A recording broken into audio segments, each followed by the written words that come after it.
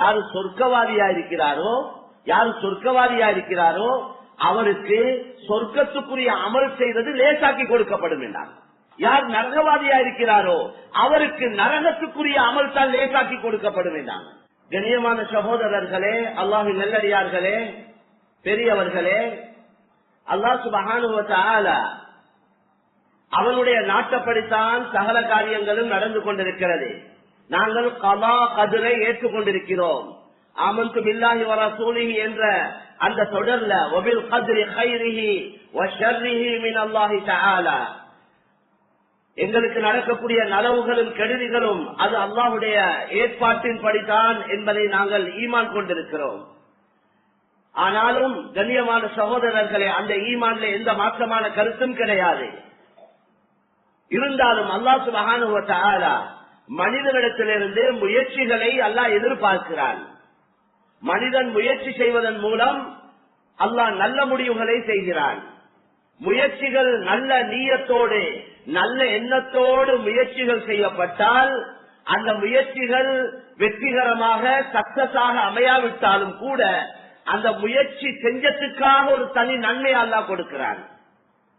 முயற்சி செஞ்சு அது சரியாக அமைந்தால் அதற்கு 2 நன்மைகளை அல்லாஹ் கொடுக்கிறான். எனவே முயற்சிக்கென்று ஒரு தனி கூலியை அல்லாஹ் தஆலா வைத்திருக்கிறான். அந்த அடிப்படையில் கண்ணியமான சகோதரர்களே, அல்லாஹ்வின் நல்லடியார்களே, இந்த அல்லாஹ் சுப்ஹானஹு வ தஆலா எங்களுக்கு நன்மையை தீமையை தெளிவுபடுத்தி நன்மையை தீமையை விளங்கிக் கொள்வதற்காக நல்ல புத்தி விளப்பங்களையும் கொடுத்து அந்த நல்லதை அடைந்து கொள்வதற்கு உடல்ல சக்தியையும் உறுப்புகள சக்தியையும் தந்து கெட்டதிலிருந்து தவிர்த்து கொள்வதற்கு தேவையான அறிவுகளை புத்திகளை விளப்பங்களையும் தந்திருக்கிறான். எனவே ஒவ்வொருவரையும் பார்த்து அல்லாஹ் என்ன சொல்கிறான், நீங்கள் முயற்சி செய்யுங்கள். குர்ஆனிலே பல இடங்கள்ல யாரு முயற்சி செய்வார்களோ அவர்களுக்கு நாங்கள் வல்லதீன ஜாஹது ஃபீனா லனஹ்தியன்னஹும் சுபுலனா, யார் எங்கட வழியில முயற்சி செய்வார்களோ அவர்களுக்கு பல வழிகளை திறந்து கொடுப்போம் என்று அல்லாஹ் குர்ஆன்ல சொல்றார். ஹிதாயத் என்றது அல்லாஹ்வுடைய கையில உள்ளது. அல்லாஹ் குர்ஆன்ல ரொம்ப தெளிவா சொல்றான், யஹ்தி மன் யஷா, அவன் நாடக்கூடியவர்களுக்கு ஹிதாயத்தை கொடுக்கிறானா. வலௌ ஷாஅ அல்லாஹு லஹதன் நாஸ ஜமீஆ, அல்லாஹ் நாடி விட்டால் எல்லோருக்கும் ஹிதாயத்தை கொடுத்து விடுவார். தூங்கி எலும்ப கொல இந்த உலகத்துல 800 கோடி மக்கள் வாழ்றாங்கன்னா இந்த அவ்வளவு கோடி மக்களும் இரவேல தூங்கி காலையில் எலும்ப கொல முஸ்லிம்களாக எலும்ப வைக்கலும் அல்லாவுக்கு அப்படி செய்யலும். இருந்தாலும் அல்லாஹ் சுப்ஹானஹு வ தஆலா ஒவ்வொருவரிடத்திலிருந்தும் முயற்சியை எதிர்பார்க்கிறார். அந்த அடிப்படையில் முயற்சி செய்வதற்கென்று அல்லாஹ் ரசூல்மார்களை அனுப்பினான். அந்த ரசூல்மார்கள் மக்களுடைய காலடிக்கு சென்று அல்லாஹ்வை ஆகிரத்தை எடுத்து சொன்னார்கள். கண்ணியமான சகோதரர்களே, அல்லாஹ்வுடைய ஹபீப் முஹம்மது ஸல்லல்லாஹு அலைஹி வஸல்லம் அவர்களோட சிறந்த படைப்பே இல்லை. அல்லாஹ்வால படைக்கப்பட்ட சகல படைப்பினங்களையும் சிறந்தவர், மேலானவர், உயர்ந்தவர், கண்ணியமானவர் முஹம்மது ஸல்லல்லாஹு அலைஹி வஸல்லம். அவ்வளவு நெருக்கமான முஹப்பத்துக்குரிய நபிய மக்களோட காலடிக்கு அனுப்பி மக்களால் அடிவாங்க வைத்தான். நபியுடைய உடல் இருந்து ரத்தம் ஓட்டப்பட்டது. லகத் ஊதீது பில்லாஹி மா லம் யூத அஹத், இந்த தீனுக்காக அல்லாஹ்வுக்காக நான் நோவிக்கப்பட்டதை போல இந்த உலகத்துல யாரும் நோவிக்கப்பட இல்லை என்று நபி ஸல்லல்லாஹு அலைஹி வஸல்லம் சொன்னாங்க. அப்ப ஏன் அல்லாஹ் அப்படி செய்யணும்? அல்லாஹ்வோட நாட்டப்படித்தான் எல்லாம் நடக்குதுன்னா முயற்சி ஒன்று தேவையில்லைன்னு வந்துருவேன். இல்ல மேலான சொல்ல முயற்சி ஒன்று கட்டாயம் தேவை. இதைத்தான் கண்ணியமான நபி ஸல்லல்லாஹு அலைஹி வஸல்லம் ஒரு தடவை சஹாபாக்கள் தனக்கு முன்னால இருக்கக்கூடிய நேரத்துல அது அவங்களுக்கு மட்டும் சொன்ன புத்திமதி அல்ல, முழு உலக மக்களுக்கும், உலகம் அழியும் வரைக்கும் வரக்கூடிய எல்லா மக்களுக்கும் சொல்லப்பட்ட கருத்து தான். சொன்னாங்க நபி ஸல்லல்லாஹு அலைஹி வஸல்லம், உங்கள யாரும் அவருடைய முடிவு சொர்க்கம் அல்லது நரகம் என்று முடிவு செய்யப்படாம எழுதப்படாம உங்கள யாருமே இல்லைன்னு சொன்னாங்க. உங்கள அவ்வளவு பேருடைய முடிவும் சொர்க்கமா நரகமா என்று முடிவு செய்யப்படாம யாருமே இல்லை. எல்லாம் முடிவு செய்யப்பட்டிருக்கிறது, அல்லாஹ்வால் எழுதப்பட்டிருக்கிறது என்று நபி ஸல்லல்லாஹு அலைஹி வஸல்லம் சொன்ன நேரத்துல சஹாபாக்கள் சொன்னாங்க, அப்படி ஏற்கனவே அல்லாஹ் முடிவு செஞ்சிருக்கிறான், அல்லாஹ் எழுதி முடிச்சுட்டான் என்றா அஃபலா நத்தகிலு அலா கிதாபினா வ நதஉல் அமல், அல்லாஹ் வெச்சபடி எல்லாம் நடக்கும், அல்லாஹ் எழுதின மாதிரி நடக்கும், அதனால நாங்க அமல் செய்ய தேவையில்லை, அமல்களை விட்டு விடுகிறோம் என்று சஹாபாக்கள் சொன்னாங்க.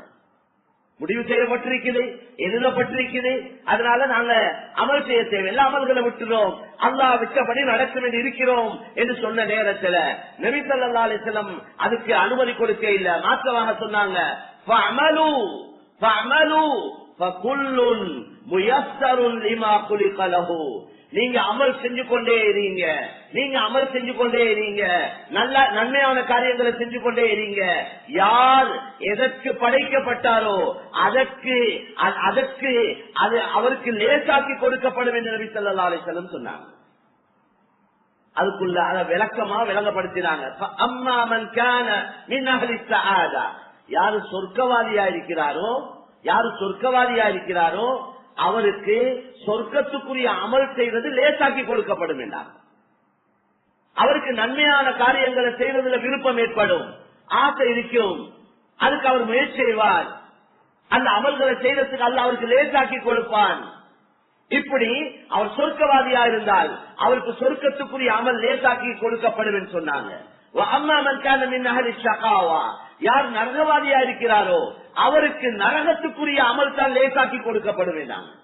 பாவம் செய்வது தான் விருப்பமாயிருக்கும், மாற்றம் செய்வது தான் விருப்பமாயிருக்கும், பாவத்தில தான் இன்பம் இருக்கும், அவருக்கு பாவம் செய்வது அவருக்கு லேசாக்கி கொடுக்கப்படும் என்று நபி ஸல்லல்லாஹு அலைஹி வஸல்லம் சொன்னாங்க. அதனால கண்ணியமான சகோதரர்களே, அல்லாஹ்வின் நல்லடியார்களே, நாங்க எங்கட உள்ளங்கள்ல கைய வச்சு நாங்களே கேட்டுக்கொள்வோம், எந்த நிலைமை எப்படி இருக்குது, எனக்கு அமல் இபாதத்துல இன்பம் இருக்குதா, நன்மையான காரியங்கள் செய்வது விருப்பமாயிருக்குதா, தொழுவது விருப்பமாயிருக்குதா, அல்லாஹ் விரும்பக்கூடிய வாழ்க்கையை வாழ்வது எனக்கு விருப்பமாயிருக்குதா, வெறுப்பாயிருக்குதா, நாங்களே எங்கட உள்ளங்கள்ல கைய வச்சு கேட்டுக்கொள்வோம், எங்கட நப்சோட நாங்களே பேசிக்கொள்வோம். எனவே கண்ணியமான சகோதரர்களே, அல்லாஹ்வின் நல்லடியார்களே, அல்லாஹ் சுப்ஹானஹு வ தஆலா நல்ல காரியங்களை செய்வதைத்தான் அல்லாஹ் எதிர்பார்க்கிறான், நன்மையான காரியங்களை செய்வதை அல்லாஹ் எதிர்பார்க்கிறான். அவனுக்கு இப்படி ஒரு தேவை ஒன்று இல்ல, அவனே உண்டாக்கி, அவனே உருவாக்கி, அவனே உறுப்புகளை கொடுத்து, அவனே தாயுடைய வயிற்றுல வச்சு பாதுகாத்து, தாயுடைய வயிற்றுல வச்சு சாப்பாடு கொடுத்து, தாயுடைய வயிற்றுல இருந்து வெளியாக்கி, அந்த நேரத்திலையும் சாப்பாடு கொடுத்து, இவன் உடல் உறுப்புகள் எல்லாம் சக்தியை கொடுத்து அல்லாஹ் தானே கொடுத்தான். எந்த உம்மவாலையாவது பிள்ளைய பார்க்க வைக்கலுமா, கண்ண பார்வையை கொடுக்கலுமா, காதை கேட்க வைக்கலுமா, நடக்க பிடிக்க வைக்கலுமா? ஒன்றும் செய்யல ஒரு தாயால, தகப்பனால. அதெல்லாம் அல்லாஹ்வால தான் அந்த சக்திகள் கொடுக்கப்படும். அந்த அடிப்படையில அவனே எங்களோட உடல்ல சக்தியை கொடுத்து எங்களுக்கு உண்ண தந்து, குடிக்க தந்து, வாழ்க்கையை தந்து, எங்களோட தேவைகளை பூர்த்தி செய்து, மேலான சகோதரர்களே, அவனே எங்களை மௌத்தாக்கி மரணிக்க செய்து, அவனுக்கு என்ன தேவை இருக்குது எங்களை நரகத்துக்கு அனுப்ப? அவனுக்கு எந்த தேவையும் இல்லை. அவனோட மோதக்கூடியவங்க, முட்டக்கூடியவங்க யாராவது இருக்கிறாங்கன்னா எங்களுக்கு சில நேரம் அப்படி சொல்ல, அவனுக்கு காசத்தாண்டி அல்லாஹ் இப்படி செய்கிறான். அல்லாஹ்வுக்கு நிகர் யாருமே இல்லை. அவன் தனித்தவன், அவன் சக்திக்கு நிகரான சக்திகள் யாரிடத்திலுமே இல்லை. அவன் அஸ்தமி, பார்க்கக்கூடியவன் என்றா அவன் பார்வையை போல யாருக்கும் இல்ல பார்வை. ஒரே நேரத்தில் முழு உலகத்தில் இருக்கக்கூடிய 7 வானத்துக்கு மேல உள்ளவைகள், 7 பூமிக்கு உள்ளவைகள், 7 பூமிக்கு கீழே உள்ளவைகள், இந்த ஒவ்வொரு வானத்துக்கு எழப்பட்ட படைப்பினங்கள் என்னென்ன இருக்கிறதோ அதே போல இந்த மனிதர்கள், ஜின்கள், மலக்குமார்கள், மிருகங்கள், கடல்ல வாழக்கூடிய மீன் மச்சங்கள், வன விலங்குகள், சகல படைப்பினங்களுடைய சப்தங்களையும் ஒரே நேரத்தில் கேட்கக்கூடிய சக்தி உள்ளவன் அல்லாஹ் சுப்ஹானஹு வ தஆலா. இந்த அவ்வளவு படைப்பினங்களையும் ஒரே நேரத்தில் பார்க்கக்கூடிய சக்தி உள்ளவன் தான் அல்லாஹ் சுப்ஹானஹு வ தஆலா. வஹுவ ஸமீஉல் பஸீர், அவன் கேட்கக்கூடியவன், பார்க்கக்கூடியவன். அவன் பார்வை இப்படியா கொண்ட பார்வை, அவன் அறிவு அதுக்கு நிகர் எதுவும் யார்த அறிவும் கிடையாது. ஒரே நேரத்தில் சகல நிலைமைகளையும் விளங்கிக் கொள்ளக்கூடியவன். அதனால தான் லைஸ கமிஸ்லிஹி ஷை, அவனுக்கு அவனை போன்று யாருமே இல்ல, அவனுக்கு நிகராக யாருமே இல்ல என்று அவனே குர்ஆன்ல சொல்லியிருக்கிறான். அதனால கண்ணியமான சகோதரர்களே, அல்லாஹ்வின் நல்லடியார்களே, பெரியவர்களே, நான் சொல்ல வந்த விஷயம் என்னன்னா, அல்லாஹ் சுப்ஹானஹு வ தஆலா அவன் எங்களிடத்திலிருந்து முயற்சிகளை எதிர்பார்க்கிறான். எங்களோட சிறிய முயற்சியின் மீது பெரிய கூலிகளை தாரான். சும்மா யோசிச்சு பார்த்தா மௌத்துக்கு பின்னால நாங்க வாழ போற வாழ்க்கை நிரந்தரமான வாழ்க்கை. அல்லாஹ் எங்கள் எல்லோருக்கும் சொர்க்க பாக்கியங்களை தந்தருள்வானாக. அந்த சொர்க்கத்துல நிரந்தரமா இருக்க போறோம், மௌத்தே இல்ல என்றுதான் குர்ஆன் ஹதீஸ் ரொம்ப தெளிவா சொல்லப்பட்டிருக்கு. அப்ப அந்த நிரந்தரமான வாழ்க்கையில நிரந்தரமா அந்த இன்பங்களை பாக்கியங்களை அனுபவிச்சு கொண்டே இருக்க போறோம் இன்ஷா அல்லாஹ்.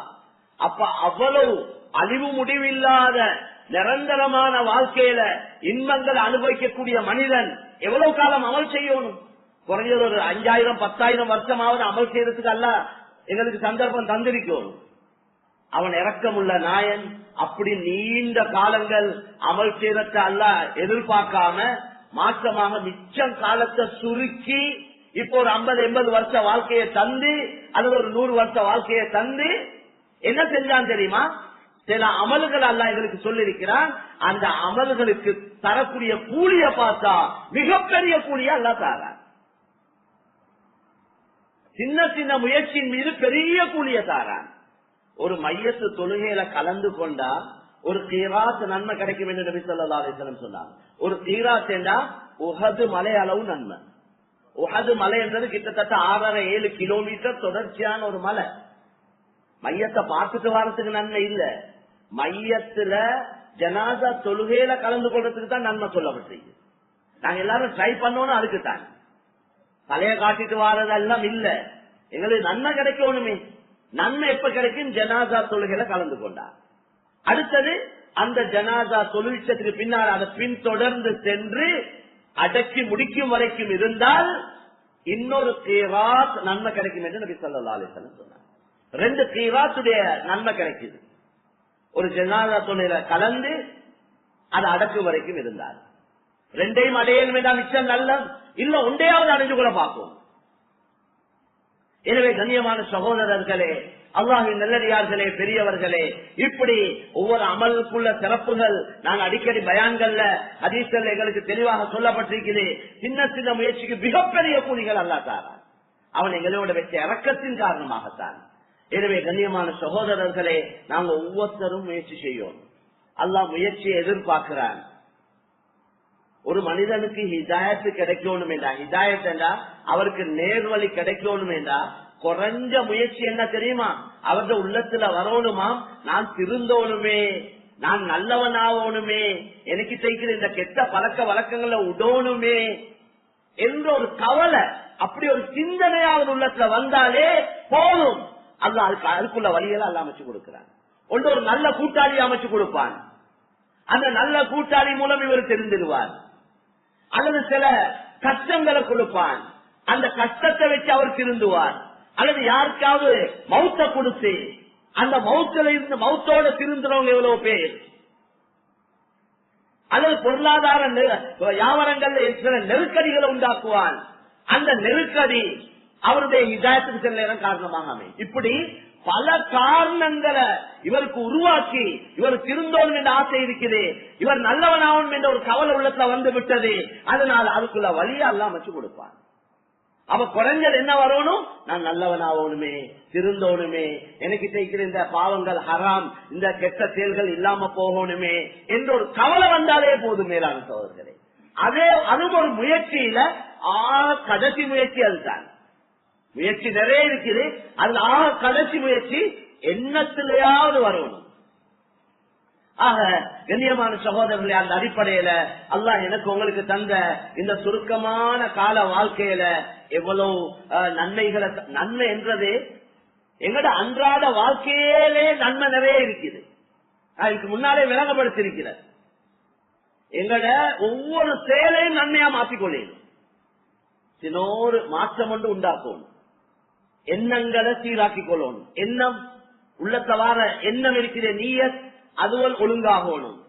எண்ணத்தை சீராக்கி கொண்டே செய்யக்கூடிய வேலைகளை முறையா செய்வோமா இருந்தா அல்லாஹ் ஒவ்வொரு செயலுக்கு நன்மை தந்து கொண்டே இருப்பார். பார்வையால நன்மை கிடைக்குது, எட்டுக்கள் எடுத்து வைக்கிறதால நன்மை கிடைக்குது.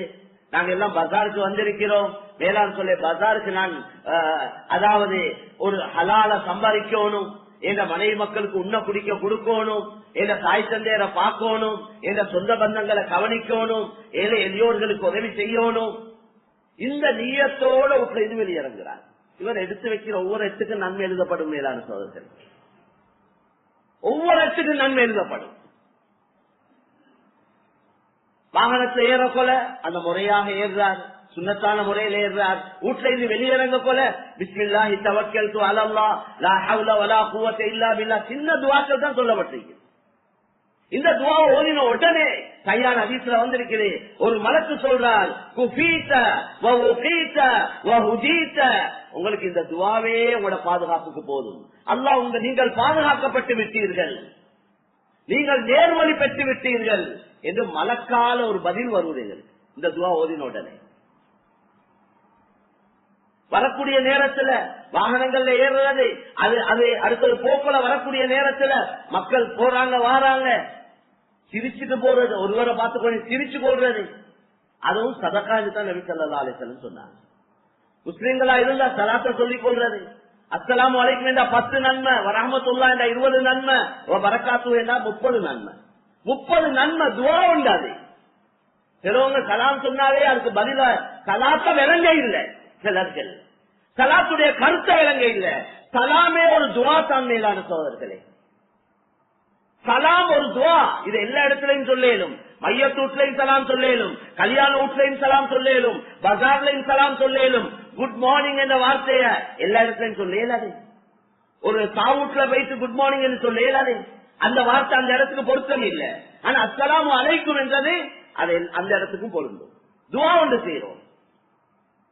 சலாம் என்றது அது அல்லாஹ்வுடைய ஒரு வார்த்தை. 99 திருநாமத்தில் ஒன்று சலாம். கண்ணியமான சகோதரர்களே, அப்ப அவனுக்கு நன்மை கிடைக்குது. நாங்க ஒரு வாகனத்துல வாரதா இருந்தா எங்களுக்கு அறிமுகமானவங்க அல்லது எங்களுக்கு தெரியும் இவங்களால ஒரு பிரச்சனை இல்லையா அந்த வாகனத்துல ஏற்றி கொண்டு வந்து கொஞ்சம் அவங்களுக்கு எங்கேயாவது ஒரு இடத்துல இறக்கி உடையல வேண்டாம், அதுவும் ஒரு நன்மையா மாறும். அதுலயும் அந்நிய சகோதரர்களா இருந்தா நாங்க அப்படி ஒருவரை வாங்கலே போம், நாங்களும் இந்த வழியிலே தான் போறேன் என்று அவரை விரும்பினால், அவர் எங்களுக்கு நம்பிக்கைக்குரியவரா இருந்தால் நாங்க ஏற்றுக்கொண்டு போறதுல எந்த தவறும் இல்லை. அதால் என்ன நடக்கும் என்றா அவருடைய உள்ளத்துல முஸ்லீம்கள் மீது ஏதாவது வெறுப்பு இருந்திருந்தா இந்த செயலால் அந்த வெறுப்பு இல்லாம போயிடும். அவருடைய உள்ளத்துல ஒரு நல்ல எண்ணம் உருவாகும். கண்ணியமான சகோதரர்களே, பஜாருக்கு வரக்குள்ள 4ஆம் கலிமா ஓதுங்க என்று வந்திருக்கிறேன். அதுக்கு நிறைய சிறப்புகள் நபி ஸல்லல்லாஹு அலைஹி வஸல்லம் சொன்னாங்க. கொடுக்கல் வாங்கல் செய்யக்கூடிய நேரத்துல அதை நேர்மையா செய்யுங்க, உண்மையா செய்யுங்க, நம்பிக்கையா செய்யுங்க, பொய் சொல்லாதீங்க, ஏமாத்தாதீங்க, மோசடி செய்யாதீங்க, அநியாயம் செய்யாதீங்க, பொய் சத்தியம் செய்யாதீங்க. இதெல்லாம் ஹதீஸ்ல நிறைய வந்திருக்கு. கண்ணியமான சகோதரர்களே, அல்லாஹ்வின் நல்லடியார்களே, கடனாளியுடைய விஷயத்துல நபி ஸல்லல்லாஹு அலைஹி வஸல்லம் சொன்னாங்க. நபியுடைய காலத்துக்கு முன்னால நடந்த ஒரு சம்பவத்தை சொன்னாங்க. கையான ஹதீஸ்ல புகாரி ஷரீஃப்ல வந்திருக்கு. மலக்குல் மவுத் ஒரு மனிதனிடத்துல வந்தார். அவருக்கு உயிரை எடுக்க, உயிரை கைப்பற்ற. அவர்கிட்ட கேட்டார், நீங்க ஏதாவது நன்மை செஞ்சிருக்கிறீங்களா? லா ஆலம், எனக்கு தெரியாது. நான் ஒரு நன்மை ஒன்று செஞ்சது எனக்கு தெரியாது, அப்படி ஒரு ஞாபகத்திலே இல்லை.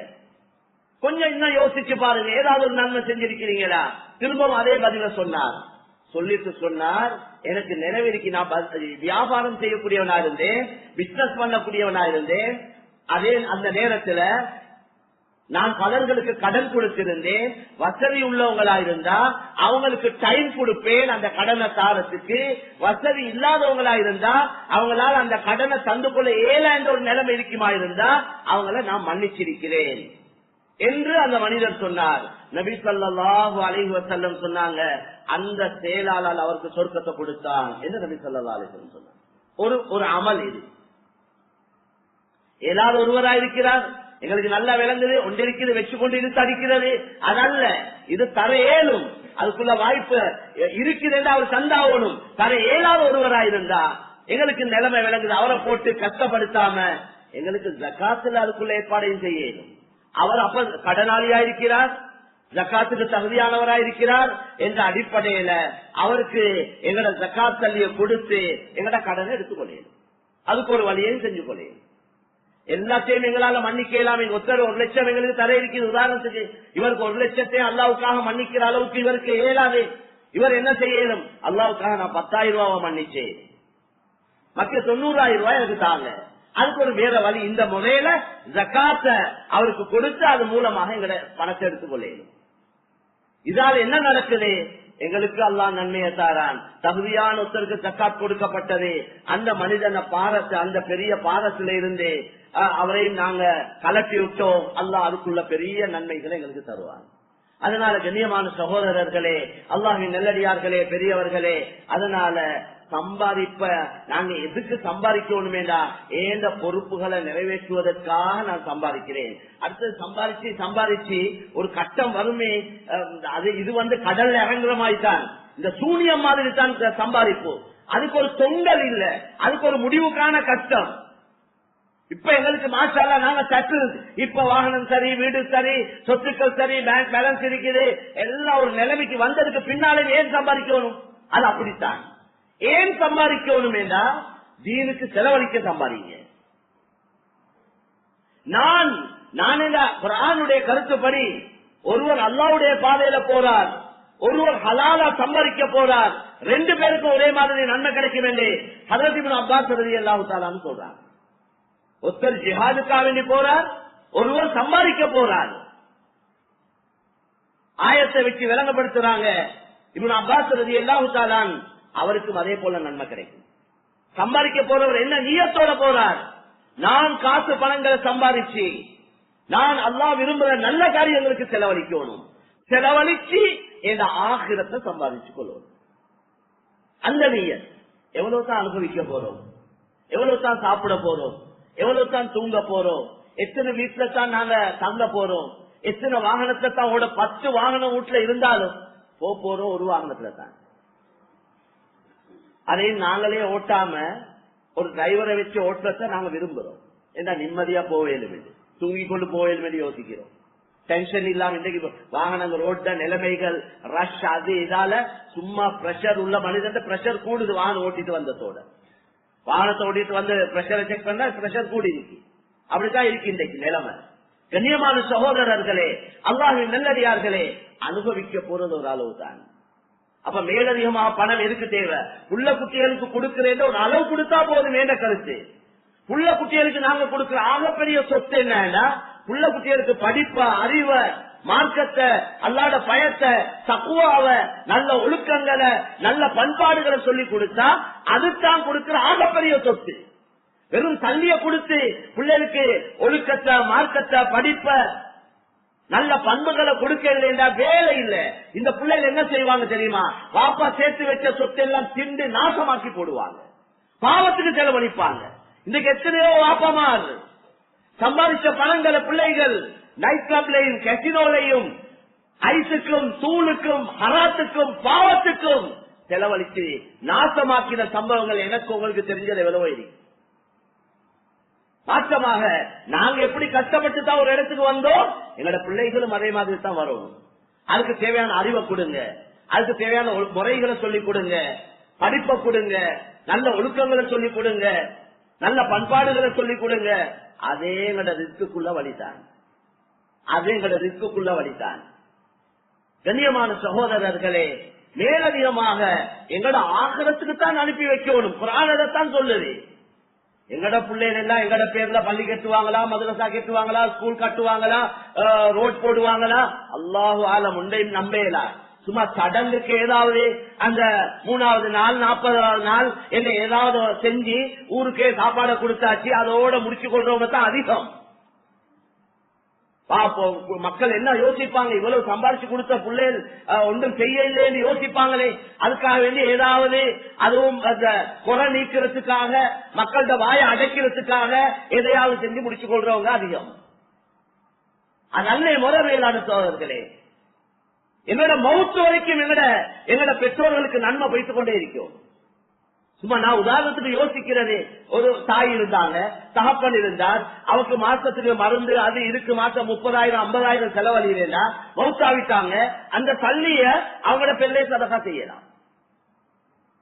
நான் என் உமா ஹயாத்தோட இருக்கக்குள்ள 30,000 செலவழிக்கிறேன் மருந்துக்கு, பாப்பா இருக்கக்குள்ள 50,000 செலவழிக்கிறது.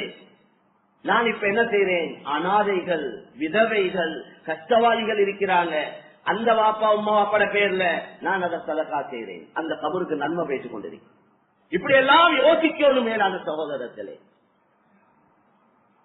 அடுத்தது முக்கியமான ஒரு விஷயம், மேலான கண்ணியமான சொல்லி, நாங்க தெரிஞ்ச எங்களுக்கு அல்லாஹ் தந்த அறிவு ஆற்றல்கள் எல்லாத்துக்கும் ஒரே மாதிரி தந்து இல்லை. சிலவங்க நல்ல நுணுக்கத்தாளிகள், நல்ல திறமசாலிகள், நல்ல ஷார்ப்பா இருப்பாங்க. சிலவங்களுக்கு அந்த நுணுக்கங்கள் இல்ல. சிலவங்கள்ட்ட கல்வி இருக்கு, ஆனா வியாபாரங்கள் தெரியாது, விளப்பங்கள் இல்ல. நாங்க செய்யக்கூடிய ஒரு பெரிய உதவி என்னண்டா, நான் செய்த வியாபாரத்தை இன்னொருத்தருக்கு சொல்லிக் கொடுக்க நான் விரும்ப மாட்டேன். அதை நாங்க எப்படியும் அதை எங்களோட வச்சுக்கொள்ளத்தான் பார்ப்போம். சரி, அது பிரச்சனை இல்லை. ஆனா எனக்கு நல்ல படுவது என்ற மீட்டருக்கு இப்படி எல்லாம் இருக்குது வியாபாரங்கள். எனக்கு எல்லா வியாபாரமும் செய்யல, எல்லா வியாபாரத்தையும் செய்யல. சிலவங்களுக்கு ஹவா தன்னாவேல இந்த வியாபாரத்தையும் செய்கிறார், அந்த வியாபாரத்தையும் செய்கிறார். அவர் கொஞ்சம் வியாபாரம் செஞ்சு கொஞ்சம் வாகனம் எடுத்துட்டார், வீடு கட்டுறார். இவர் யோசிக்கிறார், இந்த வியாபாரத்தால தான் இவர் இதெல்லாம் செஞ்சிருப்பான், அதனால அந்த வியாபாரத்தையும் கைய போடுறார். இப்படி அவருக்கு அந்த ஆசை கூடி, பேராசை கூடி, கடைசியா நஷ்டவாளியா போறாரு. இல்லாம போனவங்க எத்தனையோ பேர். அதனால எல்லாம் எங்களால செய்ய இயலாது. எனக்கு எந்த அளந்த ரிஸ்க் ஒன்று இருக்குது, அதுக்கு ஒரு முயற்சி ஒன்று தேவை. அதுக்கு சரியான ஒரு முறையில ஒரு சில வியாபாரங்களோட நாங்க போதுமாக்கி கொண்ட வேண்டாம். எனக்கு அளந்தத்தை அல்லாஹ் அந்த வழியாலே தருவான், அல்லது வேற வழியால தருவான். நபி கேட்ட துவா உண்டு என்னடா, அல்லாஹும்ம கன்னிஅனி பிமா ரஸக்தனி வபாரிக் லீ ஃபீ. யா அல்லாஹ், நீ எந்த ரிஸ்க எனக்கு அளந்திருக்கிறாயோ அந்த அளந்த ரிஸ்க கொண்டே எனக்கு போதுமாக்குவாயா, அதுல பரக்கத் செய்வாயா. அளந்த ரிஸ்க கொண்டே இந்த எல்லா தேவையும் பூர்த்தியாக்கி அதுல பரக்கத் செய்வாயா. இது நடந்தாலே போதும், எங்களோட எல்லா வேலையும் நடந்துரும் மேலான போது. அதனால எங்களுக்கு தெரிஞ்ச வியாபாரங்கள் இன்றைக்கு எவ்வளவு பேர் இருக்கிறாங்க. சின்ன தொகையொன்று இருந்தா அவருக்கு நல்ல நுணுக்கம் இருக்கு, வியாபாரம் தெரியும், நல்ல முயற்சி செய்யக்கூடியவர். சிலவங்க இருக்கிறாங்க, எவ்வளவு சல்லிய கொடுத்தாங்க அதை திண்டு முடிச்சிடுவாங்க. அவங்களுக்கு பணத்தை வியாபாரம் செய்ய தெரியாத ஒருத்தருக்கு வியாபாரம் செய்ய சல்லிய கொடுத்தா அது அவனுக்கு கொடுக்கறதுல நலவே இல்லை, என்று அவர் அதை சாப்பிட்டு கொண்டே தான் இருப்பார். ஜகாத்தில் ஆகும் சிறந்த ஒரு வழி என்ன தெரியுமா, மக்கள் உழைச்சி சாப்பிடறதுக்கு வழியை காட்டி கொடுக்கிறது, தொழில் வியாபாரங்களுக்கு வழியை காட்டி கொடுக்கிறது, அதுக்குள்ள ஏற்பாடுகளை செஞ்சு கொடுக்கிறது. எங்களால எந்த நாளும் உதவி செஞ்சு கொண்டிருக்கிறது. அவங்களே சம்பாதிச்சு சாப்பிடறதுக்குள்ள வழியை காட்டிட்டமேடா அந்த ஜக்காத் எடுத்துக்கொண்டிருந்தவர் வார வருஷம் ஜக்காத் எடுக்க மாட்டார். அவர் ஜக்காத் கொடுக்கிறது கொடுக்காது ரெண்டாவது விஷயம், எடுக்கிற கூட்டமாவது இல்லாம போவாங்க. இது எடுக்கிற கூட்டத்தை கூட்டிக் கொண்டிருக்கிறோம். ஏன்னா நாங்க கொடுக்கிற ஜக்காத்துல தொகை அப்படித்தான் இருக்கு. 5000 10,000 கொடுத்தா பிச்சை வாங்குறவங்க கூட்டிக் கொண்டு போறாங்க, பிச்சைக்காரரை கூட்டிக் கொண்டிருக்கிறோம். அதைத்தான் நாங்க செய்யறோம். எங்களோட நாட்டில் இருக்கிற இந்த தனவந்தர்கள், வசதி படைத்தவர்கள் சரியா ஜக்காத்த எப்படி வியாபாரத்தை பிளான் பண்றாங்களோ, வியாபாரத்தை யோசிக்கிறாங்களோ, ஒரு நல்ல இடத்துக்கு கொண்டாடணும் என்று அத மாதிரி ஜக்காத்தை கொடுக்கணும் என்று பிளான் பண்ணுவாங்களா இருந்தா, திட்டமிடுவாங்களா இருந்தா, முயற்சி செய்வாங்களா இருந்தா, ஒரு 3-4 வருஷத்துக்குள்ள எங்களோட நாட்டில் இருக்கிற ஏழைகளை இல்லாமல் ஆக்கிறேன் அல்லாஹ் நாடினால். ஜக்காத்துல நோக்கமே வறுமையை இல்லாமாக்குறது, வறுமையை இல்லாமாக்குறது. அதனால கண்ணியமான சகோதரர்களே, அதுக்காக இப்பயே பிளான் பண்ணணும். நோம்பு இன்ஷா அல்லாஹ் மார்ச் 12 மாதிரி நோம்பு ஆரம்பிக்க போகுது. இப்பயே நான் ஜக்காத் கொடுக்கணும், அதுக்கு இப்பயே தயாராகணும். கடைசி நேரத்துல கேஷ் கையில இல்ல, எல்லாம் செக் தான் கையில இருக்குது.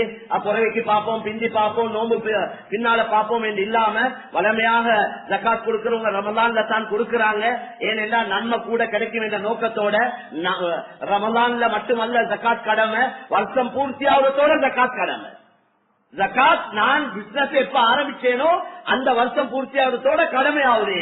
ஆனா மக்கள் வளமையாக்கி கொண்டாங்க ரமலான்ல கொடுக்கிறது. அதனால மேலான சகோதரர் வருஷம் முழுக்க ஜக்காத்தை கொடுக்கலும், வருஷம் முழுக்க ஜக்காத் கொடுக்கலும். அதை மார்க் பண்ணி கொண்டே போங்க. ஜக்காத்துக்கு தகுதியானவரா பாருங்க, ஜக்காத்தை கொடுங்க, மார்க் பண்ணுங்க. வருஷம் ஸ்டாக் எடுப்பீங்க, எல்லா கணக்கு வழக்கும் பார்த்து உங்களுக்கு விளங்குற உங்களுக்கு ஒரு 25 லட்சம் ஜக்காத் கடமை, 10 லட்சம் கடமைண்டா நீங்க கொடுத்தது ஒரு பகுதி இருக்கும், அது போக பேலன்ஸ கொடுங்க. நோம்புல மட்டுமா தேவை உள்ளவங்க இருக்கிறாங்க, ஜக்காத் தேவைப்படக்கூடியவங்க கொடுக்கப்பட வேண்டிய ஒரு ரமலான்ல மட்டுமா இருக்கிறாங்க, வருஷம் முழுக்க இருக்கிறாங்க. அப்ப அந்தந்த காலத்துல அவங்களோட தேவை நிலைமையை வச்சு ஜக்காத்துக்கு குவாலிஃபை தான் மட்டும் பாருங்க. உங்களுக்கு விளங்க இல்லைன்னா உலமாக்கள்கிட்ட கேளுங்க, தகுதியானவங்கள்ட்ட கேட்டு விளங்கி முறையாக செஞ்ச வேண்டாம், நிறைய கயிறுகள் உண்டாகும். எனவே அதே போல இன்றைக்கு இந்த கையேந்து கொண்டிருக்கக்கூடிய சிறிய சிறிய வியாபாரிகள், கஷ்டப்பட்டு கொண்டிருக்கிறவங்க, நிறைய வாலிபர்கள் மேலான சோழ வெளிநாடுகளுக்கு ஏறுறாங்க. பாஸ்போர்ட் ஆபீஸ் கிட்ட பார்த்தா விளங்குது, பெரிய ஒரு கூட்டம் டெய்லி நிக்கிறாங்க. மேலான சோழ வெளிநாடுகளுக்கு என்று போறாங்க. எத்தனையோ பேர் விசிட் வீசால போயிட்டு சின்ன பிடிக்க வழி இல்லாம கஷ்டப்படுறாங்க. இவங்க வெளிநாட்டுல போயிட்டு பற்ற கஷ்டத்தை இங்க பட்டாங்கன்னா ஏத கருத்து எங்கேயோ போயிடுவாங்க. அந்த சூட்டிலையும் அந்த குளிர்லையும் 2 ஷிப்ட் வேலை செய்யறாங்க. ஒரு நாளைக்கு 3 நேரம் 3 மணித்தியாலம் தூங்குறாங்க வெளிநாடுகளுக்கு போய். சில நாடுகள்ல அந்த கடுமையான குளிர்ல கடுமையான சூட்டுல அந்த கஷ்டத்தை இங்கப்பட்டா எங்கேயோ எங்களுக்கு எப்படி என்ன தேவைன்னா அவசரமா பணக்காரனாகும், அவசரமா கோடீஸ்வரனாகும். அப்படியா வேலதை மேலான்னு சொல்லி எந்த தொழில் ஹலாலோ அது எந்த தொழிலா ஹலாலான தொழில் எதுவா இருந்தாலும் அதை நாங்க சிரமத்தோட கஷ்டத்தோட இன்றைக்கு ஒரு பெரிய இடத்துல இருக்கிறவங்க இந்த பஜார்ல இருக்கிற எத்தனை பேர்ட்ட கேட்டா சொல்லுவாங்க, நான் நாட்டில இருந்து வந்தேன், நான் அந்த ஊர்ல இருந்து வந்தேன், பேமெண்ட்ல தான் படுத்தேன், ஒரு நாளைக்கு பவல் சாப்பாடோட இரவு சாப்பாடை சாப்பிட்டுக் கொள்வேன், ஒரு நேரம் சாப்பிட்டேன், இப்படி செஞ்சேன் அப்படி செஞ்சேன்னு வரலான்னு சொல்லுவாங்க. அப்படி எல்லாம் செஞ்சுதான் ஒரு இடத்துக்கு வந்து இருக்கிறாங்க. அதனால கண்ணியமான சகோதரர்களே, மிக முக்கியமான விஷயம் எங்களுக்கு தெரிஞ்சத மக்களுக்கு சொல்லிக் கொடுக்குது. அடுத்தது மிக கவலையான விஷயம், எங்கட ஒரு முஸ்லீம் சம்பாதிச்சாரேண்டா அவர் நிச்சயமா மனைவி மக்களுக்கு கொடுப்பார், குடும்பங்களுக்கு கொடுப்பார், கஷ்டவாளிகளுக்கு உதவி செய்வார். அதை நாங்க இன்ஃபர்மேஷனை கொடுத்து செய்திகளை பொருத்தமில்லாத இடத்துக்கு கொடுத்து அந்த மனிதன் வியாபாரத்தை நாங்க இல்லாமல் ஆக்கினா எவ்வளவு கவலையான விஷயம். அந்த குடும்பங்கள் எவ்வளவு கஷ்டப்படும், எவ்வளவு பேர் எனக்கு அவரோட கோபம், எனக்கு அவரோட ஆத்திரம், இவன் முன்னேறக்கூடாது, இவனை இல்லாமக்கணும் என்று நாங்க களிமா இல்லாத மக்களுக்கு இந்த தவறான செய்திகளை கொடுத்து அதை இல்லாமக்கிறது எவ்வளவு பெரிய பாவம். மேலான சோதரர்களே, சர்வ சாதாரணமா இப்படி நடக்குது. அதனால அதெல்லாம் அல்லாஹ்க்கு வெறுப்பான செயல்கள், அல்லாஹ்க்கு விருப்பமான செயல்களை செய்து அல்லாஹ்வுடைய பொருத்தத்தை அடைஞ்சு கொண்டு அல்லாஹ்வை சந்திக்கக்கூடிய பாக்கியத்தை அல்லாஹ் தஆலா எங்கள் அனைவருக்கும் தந்தருள்வானாக. யா அல்லாஹ், எங்களால் இதுவரைக்கும் நடந்த எல்லா வகையான குற்றம் குறைகள் பாவங்களை நீ மன்னித்தருள்வாயா. இதற்கு பின்னால நீ விரும்பக்கூடிய நல்ல காரியங்களே எங்களோட நேர காலங்களை கழிக்க நீ தௌஃபீக் செய்வாயா. எங்களை கொண்டு நல்ல வேலைகளை செய்ய வைப்பாயா. எங்களோட வாழ்க்கையில மிஞ்சிருக்கக்கூடிய காலங்களை யா அல்லாஹ் நீ விரும்பக்கூடிய வேலைகளுக்கு செலவழிக்க தௌஃபீக் செய்வாயாக. எங்களால தாங்க இயலாத சோதனைகள் எங்களுக்கு தந்து விடாதே யா அல்லாஹ். ஒவ்வொருத்தர சொந்த வாழ்க்கையில் உள்ள கஷ்டங்கள், கவலைகள், நெருக்கடிகள், நோய் துன்பங்களை லேசாக்கி வைப்பாயாக. ஒவ்வொருவருடைய கடன் பாரங்களை லேசாக்கி வைப்பாயாக. எங்கள யாரையும் கடனாளியாக மௌத்தாக்கிறாரே யா அல்லாஹ்.